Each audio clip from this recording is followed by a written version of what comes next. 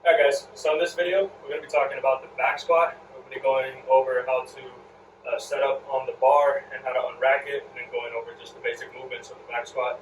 I have here with me Rosie. She's going to help me out, and let's get started. So very first thing you're going to do is you're going to have to find your proper rack height with the rack, right? So you want it to be somewhere between the collarbone and the nipple line. Reason being is that you don't want it to be too high where you have to get on your toes to get the bar off of the rack, right? Especially when it's really, really heavy. You don't want it to be so low that you have to do a squat to get the bar out of it before you squat, right? So right here we have her in a good height. So the next thing she's going to do, she's going to come around, and she's actually going to start getting set up. So the very first thing we do when we start getting set up is figuring out where your grip is going to be. So you always have the rings as reference to basically guide your hands. You want to be in a position where you can squeeze and pull the bar into your lats, right? But you also don't want it to be in a position where you're so close that you start getting some kind of impingement here in your elbow. So in that case, you would just go a little bit wider. Closer is going to be better in terms of biomechanics because you can get better tension, whereas wider is going to be a little bit more comfortable for the elbow. So once she has her grip, she's going to get under the bar. Before we worry about the feet, we're going to first decide whether it's going to be a high bar squat or a low bar squat. So in a high bar squat, you'll squeeze your traps together, right? It's going to create a little shelf, and that's where the bar is going to sit. For the low bar squat, it's actually going to be a little bit lower. Your squeeze, you'll pull yourself through. You'll find somewhere along the middle between where your shoulders end here, right, and where your traps were, a little ridge where you can sit the bar. Pretty uncomfortable for people that have never done it before. So Rosie's going to get her comfortable position, right? So next we're going to move into the feet. When you're unracking the bar from the rack, you want to have your feet in a position where you can drive the most amount of force into the floor and waste the least amount of energy. For most people, that's going to be a vertical jump position. So she's going to get her feet roughly inside hip width apart, right? And now from there, she's in a good position where she can drive straight through the floor and not have to waste a bunch of energy unracking the bar. So she's going to take a big breath, and she's going to stand up. Now, as she steps back, you want to take the least amount of steps as possible, right? If this was a heavy load, if this was 200 kilos, you don't want to be wobbling all over the place trying to figure out your position. So what you'll do is you'll take your left foot, step back, right foot, step back, and then left foot, adjust, right? And now you're in your stance. The stance that you're going to choose is going to be a little bit wider in general than the stance that you unrack the bar. Right, so if unracking the bar is about hip width apart, your squat stance in general is going to be about shoulder width apart. Depending on your hip structure, your shin length, your femur length, all these things are going to play a role in what's comfortable. Right, so once you have your position, you want to find tension. The way you're going to do that is just the same way that you've done it in some of the other things with the PRI breathing. Right, so you're going to breathe in, and then you're going to kind of push your rib cage down.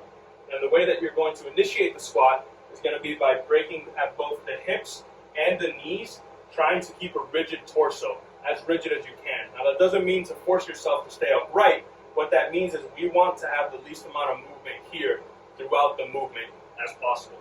So she's going to go ahead and start going down,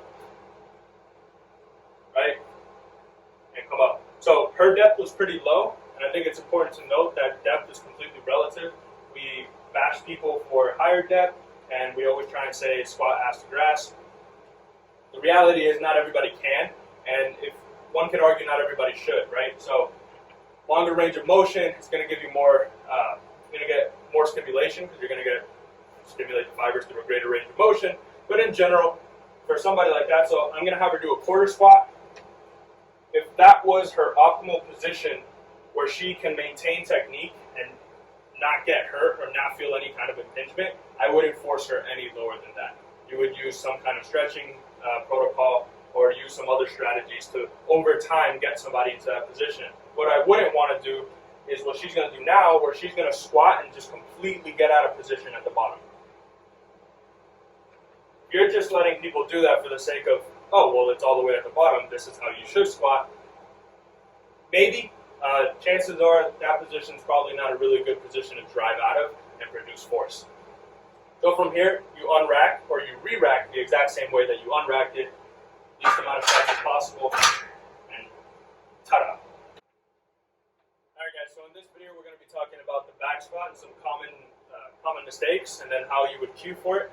So the first one we're going to be going over is going to be the good morning squat. So what that typically looks like is the descent is pretty normal. So we're just going to go ahead and descend. And on the way up, the hips are going to shoot back, right? And then finally come through, right? So it's going to look like a good morning, like an RDL, like a weird deadlift mix. So a lot of times this happens because people's force, or at least their pressure in their foot, is predominantly on their heels, right? So they're all the way back on their heels, and on the way up, they're shooting their hips back. A lot of times this is just as simple a fix as, hey, don't let your knees, or don't let your hips rise first, keep your knees forward. A really good way to get somebody to conceptualize this, if they've ever done a leg press, is to tell them to squat just like a leg press. Or you can tell them, when you squat, on the way up, keep your knees down, or drive with both your knees and hips. Same way you came down, same way you go up. So either one works, however you get somebody to conceptualize the movement. So Rose is going to go down. I'll tell her, hey, think about like a leg press, keeping your knees forward, right? And just going to come straight up, right? The next mistake, or typical error that people make, is going to be hinging only at the knees and not the hips. So what that would look like is you initiate the squat, your knees go as far as they can, and then your hips start to come down, right? Or shoot back. So again, really simple thing to correct. We just try and have people, hey, hips and knees at the same time. If they require a little bit of a tactile cue and they're comfortable with it, what you can do is you can initiate with an empty bar, not 200 kilos. You can initiate by kind of cueing them with both hips and knees, just so they have an idea that, oh, these two things are happening at the exact same time and not one before the other. And that's pretty much it for the back squat.